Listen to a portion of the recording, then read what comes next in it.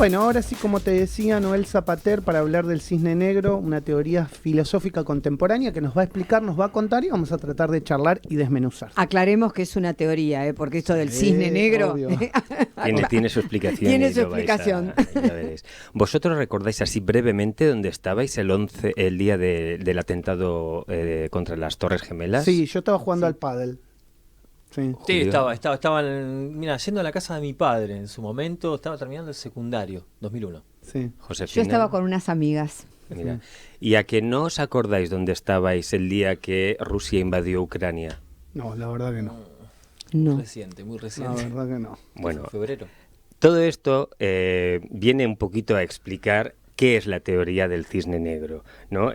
Son estas situaciones imprevisibles que no se ven venir, que cuando suceden, como por ejemplo también la pandemia o el Brexit, aquí quizás no repercute tanto, pero en Europa todavía siguen hablando y sufriendo las consecuencias de ambos lados, sociopolíticamente hablando. Son situaciones, como decía, que impactan sobre la humanidad y transforman nuestro mundo, tanto a nivel individual como a nivel colectivo, empezando por a nivel individual, pero luego a nivel político, social, económico. Porque hay una cosa que nuestro cerebro no tolera y son los imprevistos. Nuestro cerebro necesita constantemente estar pisando sobre tierra firme, terreno firme. Eso por un lado. Y ante los imprevistos nos desestabilizamos. Porque incluso con los recuerdos, nuestro cerebro, los espacios, las lagunas que tenemos en los recuerdos, trata de buscarles un sentido, un significado, rellenando cosas que quizá no pasaron, o sí. Por eso decimos siempre que cada vez que evocamos un recuerdo lo estamos evocando por primera vez, porque del recuerdo que evocamos ahora al momento que cuando sucedió, nada tiene que ver. Bueno, esto es una teoría. Antes de eso, nuestra sociedad hoy por hoy está marcada por este tipo de situaciones, ¿no? ¿Y qué decir de lo que nos está pasando en Argentina? Algo que nos turba, nos desestabiliza, nos pone mal, nos afecta al carácter, nos afecta a las relaciones con todas las personas. Porque, como decía, lo más complejo a nivel individual es mantener el equilibrio en una sociedad, pero cuando la sociedad es convulsa, es mucho más complejo. No estamos preparados para que nos den la vuelta a la tortilla a todo nuestra forma de vivir. Claro, lo que ya tenemos de alguna manera como prefijado. Claro, armado. Porque además hay impacto a nivel global. Claro. Usemos el caso, seguro que os acordáis, ya no de dónde estabais, pero sí la primera sensación que tuvisteis el segundo o tercer día de encierro durante la pandemia. Exacto, sí, eso es... Pero a ver... Pero lo sabemos en esta mesa, todas las personas que nos escuchan, en la China, en Japón y en cualquier isla del Pacífico, exacto, porque fue una cosa global, claro, ¿no? Entonces, como decía, son estos hechos que nos impactan en sobremanera y nos desestabilizan.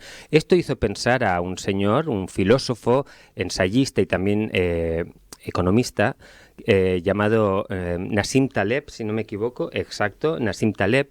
En el 2008 sacó un libro que se llamaba justamente La teoría del cisne negro, que son todos estos acontecimientos que impactan sobre la sociedad y se fundamenta en tres...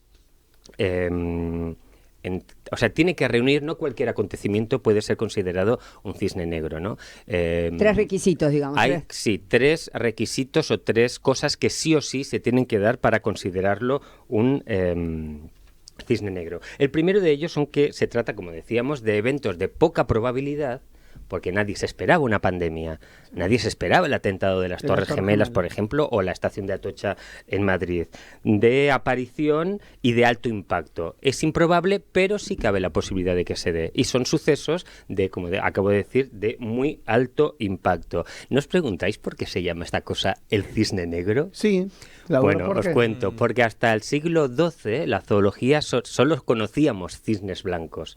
Y cuando un investigador, creo que era holandés, un explorador, llegó a Australia, vio por primera vez un cisne negro. Ante la sorpresa, Nassim Taleb, este filósofo, en el 2008, como decía, sacó este libro como evocando esa figura que hasta el momento no existía, porque nadie... Y la sorpresa que se llevaron en esta comitiva de científicos del siglo XII al encontrar un cisne negro. Bueno, adoptó esto para definir esta teoría. El segundo punto, es el gran impacto que tiene sobre las sociedades, ¿no? Empezando a nivel individual y luego a nivel extensivo, como global. Exactamente, para todos, y a nivel muy bien global, porque afecta también a nuestra cultura. Claro. Okay. Porque todo tambaleo que sucede a nivel social y económico se ve reflejado en el arte, en un montón de cuestiones, y altera nuestra cultura. Hay que recordar, por ejemplo, que tras el atentado del 11S cambió la política de viajes. Eso iba a decir, de los aeropuertos, por Exacto. ejemplo. Surgió la detección facial. Exacto. Todo esto que tenemos que hacer cuando realizamos un viaje viene de ahí, la gran parte, ¿no? La extensión de las medidas, por ejemplo. Sí. Este era el segundo punto. Y el tercer punto es la predecibilidad retrospectiva. Es decir, una vez que han pasado estos acontecimientos y se han asentado un poco en la sociedad, siempre hay personas que con mirada retrospectiva dicen, si es que se veía venir. Claro. Yo ya lo dije, esto iba a pasar. Claro. Y entonces se empieza a analizar esa situación de una forma... Es como cuando recordamos alguna época pasada, ¿no? No, porque aprovecho la efeméride de hoy que apuntaba Julio. Lo dije bien hoy, ¿eh? El nombre.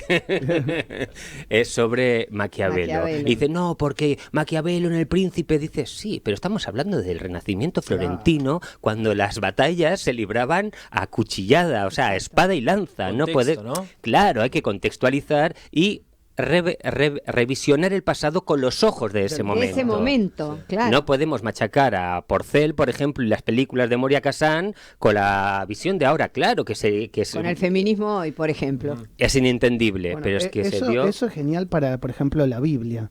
Cuando agarrás la Biblia, decís, pero es un libro que fue escrito hace 5.000 años. ¿Qué tenía que ver la sociedad de esa época con la sociedad de hoy? Claro. Pero absolutamente nada. Nada. Claro. El contexto, pero más el contexto. Yo creo que todo Totalmente. acontecimiento hay que contextualizarlo en la época, en el lugar, en el espacio, todo. Sí, pero tendemos a no hacerlo. A no hacerlo. Y sobre todo a nivel político se usa mucho el pasado para justificar o bien acciones o ideologías, sin tener en cuenta que, bueno, lo que dijo fulano o mengano fue en el 85 o hace, como usábamos el caso de Maquiavelo, no sé, un buen puñado de siglos atrás, ¿no? Bueno, en fin, así estamos. Y se enciende entonces el ventilador una vez que ya ha pasado, se enciende el ventilador de teorías conspirativas, que si los árabes, que si esto, que si lo otro, en fin.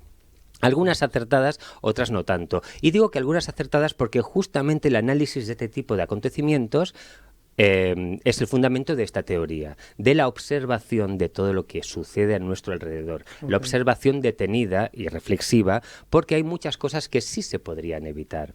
Una pandemia no, porque viene de improviso, pero quizás una crisis económica sí se puede llegar a evitar. Y política también. Por supuesto. Creo que van entrelazadas y no pueden separarse. Porque... salvo estas cosas, o el NCS no se podía predecir, pero sí estaban las amenazas terroristas. Exacto. ¿No? Las amenazas existían. Amenazas existían como en mi país con el tema de... Tal vez nunca ibas a creer que se iban a estrellar 2 aviones en la Torre Gemela. Ese es el punto. Todo el mundo sabe que podemos sufrir un atentado terrorista, pero no aquí, dentro de una hora o mañana. Exacto. ¿Sí? Sabemos que existen, sabemos que se puede dar el suceso, pero nunca pensamos que va a ser en nosotros o en la inmediatez, ¿sí? O que nos va a afectar de esa manera. Entonces, bueno, como decía, esto, que siempre se han predecido y se trata de buscar, a través, como decía, de la reflexión, un sistema de índices o de señales que ayuden sobre todo en el plano político y fundamentalmente en el económico, que hoy por hoy es lo que no solo en Argentina sino a nivel global más nos está acuciando, ¿no? Porque evidentemente si algo impacta en lo económico nos está impactando, porque vivimos en Argentina, en todos los niveles. Sería como tomar en cuenta una serie de patrones como para, digamos, prever, ¿no? Exactamente. Antes, durante la reunión de preproducción del programa de hoy, estábamos hablando de cuestiones políticas del país y todos, o casi todos, aportábamos detalles o cosas que consideramos que podrían solucionar o ayudar a solucionar el problema. Exacto. ¿Sí? Y no somos entendidos, quiero decir, no somos politólogos, especialistas. Sí, somos comunicadores que leemos, que nos informamos, pero no somos analistas en sí. Imaginaros si los analistas y los políticos hicieran lo que el cargo que ostentan les dice que tienen que hacer. ¿Sí? ¿No? En definitiva... o por ejemplo, otro caso que no se me olvide, la inteligencia artificial. Sí. Ayer el creador de la inteligencia artificial de Google dijo chao, me voy, y se autodespidió de Google por miedo a las consecuencias de la inteligencia artificial. Llevamos semanas hablando de hoy que van a sustituir al ser humano, que ta. Bueno, chicos, y ahí seguimos y nos reímos de ver a... no sé si habéis visto, Alberto, felicidades, se ha hecho tu sueño realidad, han hecho con inteligencia artificial, con la cara de Robert De Niro, la han fusionado, ¿no? ¿Visteis el track? Sí, bueno, sí, Alberto, la película, por ejemplo, no se hace mucha gracia, pero es muy peligroso, porque pueden llegarte a ubicar en una causa en cualquier sitio. Mira, hoy en uno de los portales, a la mañana mirando, estaban diciendo, ¿qué pasaría si de repente con esto de la inteligencia artificial se compraran todas las acciones, los bonos argentinos? Exacto. Bueno, ¿qué pasará? ¿Qué pasaría? Claro. ¿Entendés? Total. O sea, ¿qué pasaría frente a una situación como la que estamos viviendo, no? Total. Y no subestimar, no hay que subestimar. No. Termino diciendo que, bueno, estar preparados no nos ayudará a evitarlo, pero sí a que nos tome preparados para poder manejarlo, ya sea a nivel psicológico, conceptualmente a nivel filosófico o económica, sociopolíticamente hablando. Estar preparados. Debemos prepararnos, como decía, mentalmente para este mundo, un mundo tan imprevisible como el que tenemos, y capacitarnos para afrontar la adversidad. No es fácil, pero todos somos capaces de hacerlo. Observar. Todos podemos desarrollar esa cualidad de andar mirando, ser un poquito más conscientes de todo lo que nos pasa, porque esto nos facilitará de gran manera en esta era de cisnes negros navegar por las aguas de nuestra realidad. Y hay eras de cisnes negros. Sí. Sobre todo en la política. En la ¿no? política. En Por la eso política, le dije, a ver, trajo un tema que... Es un tema muy, muy, muy candente y que de alguna manera... Mira, ¿sabés qué se me viene ahora? ¿Te acordás cuando se decía en la campaña donde el candidato de Elisa Carrió podía llegar a ser jefe de gobierno de la ciudad de Buenos Aires? Era Ibarra, no me acuerdo, Ibarra. Sí, Ibarra era. Y bueno, y le tiraron esto de las cuentas, y Elisa Carrió vivía diciendo que eso era un cisne negro que le habían tirado, ¿te acordás? Sí, bueno. Perfectamente, por eso cuando... Y pierde, no puede llegar a ser jefe de gobierno, y después gana Macri. O simplemente lo que nos está pasando ahora aquí en Argentina, quizás no se puede considerar un cisne negro porque afecta solo a Argentina, como en el caso del Brexit. Yo no estoy muy de acuerdo que se tenga que contemplar el Brexit como cisne negro, pero... para ellos sí es un cisne negro, igual que para nosotros es un cisne negro lo que nos está pasando. Por eso está muy bueno esto de que vos explicás lo de contextualizar, porque lo que es para uno no es para otro. Y claro. Esto de traerlo, algo que sucede hoy al pasado. Mira, ayer justamente fuimos a ver un espectáculo, La Desgracia. Es su 6ª temporada. Buenísima, la vi. Excelente. En su día. Y decíamos,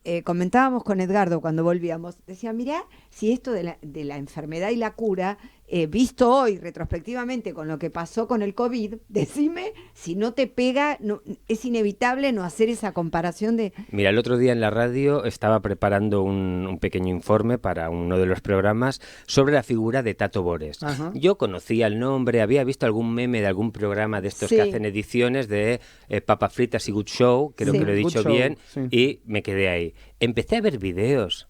Ah, no. Chicos, no, en serio. O sea, si tú me dices que ayer, que este señor estando vivo, ayer escribió y dijo eso, me lo creo. Porque desde los 70, pasando por los 80, los 90, cada uno o casi todos los monólogos, es que no hay que mover una coma. Es impresionante.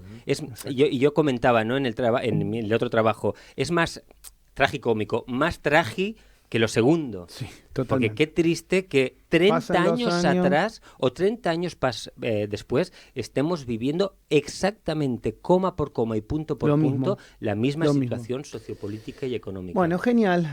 @Noel Zapater, si le quieren dejar un mensaje en Twitter, también búsquenlo en Instagram y también sugerirle alguna que otra columna. Estamos abiertos absolutamente a esa recomendación. Nos vamos a la tanda y ya volvemos. Nos visitan en nuestros estudios la diputada nacional por la Unión Cívica Radical, por Juntos por el Cambio, Carla Carrizo. Vamos a charlar de la actualidad y bueno, vamos a tratar de entender un poco la Argentina desde su visión y desde su punto de vista político, y desde su espacio, desde su bloque de Evolución Radical.